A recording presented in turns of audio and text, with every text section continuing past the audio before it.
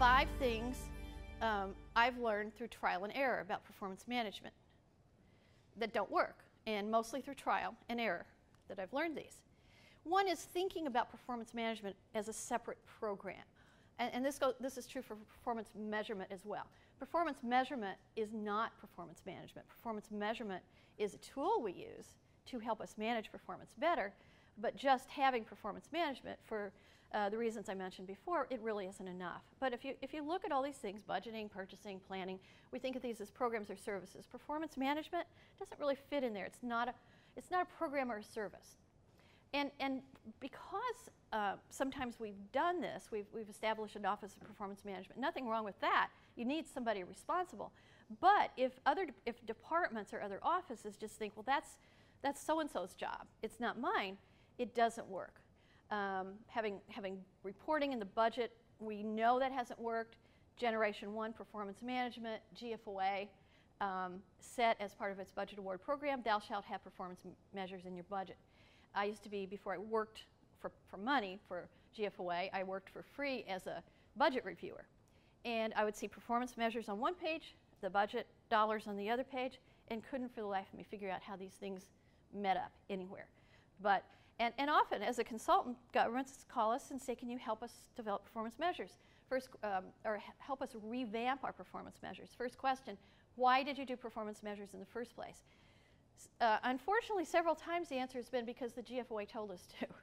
And GFOA, you know, we do our best, and we want to instill best practices, and that's what we have the budget award and the CAFR award for. But we didn't really go far enough. But that was really generation 1. That was pretty much what everybody was doing then. Implementation of performance management becomes more difficult when it's allowed to become the issue, that everybody has to learn performance management.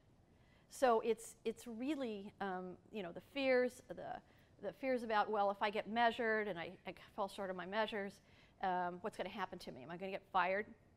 When I was budget director at the city of Milwaukee several eons ago, we implemented performance measurement in a performance budget process. And a reporter came and interviewed me about this and just kind of gleefully said, so if department heads miss their measures, do they get fired? And the answer was no, and a little bit of explanation, but often that's a big fear about performance measurement and management.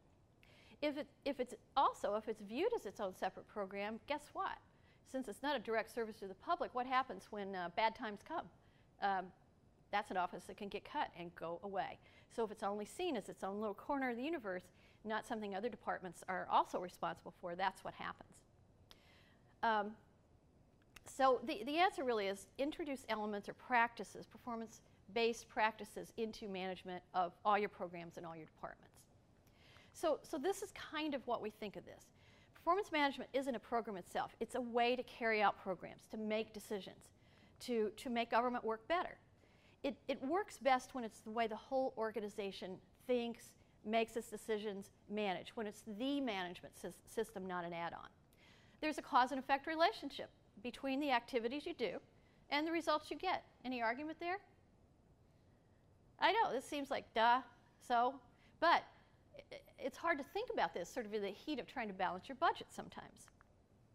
You're more likely then to achieve results for the community if you provide services that have the greatest potential to move the community toward those results. But the problem is, everybody agrees with that. How do you know what those services are?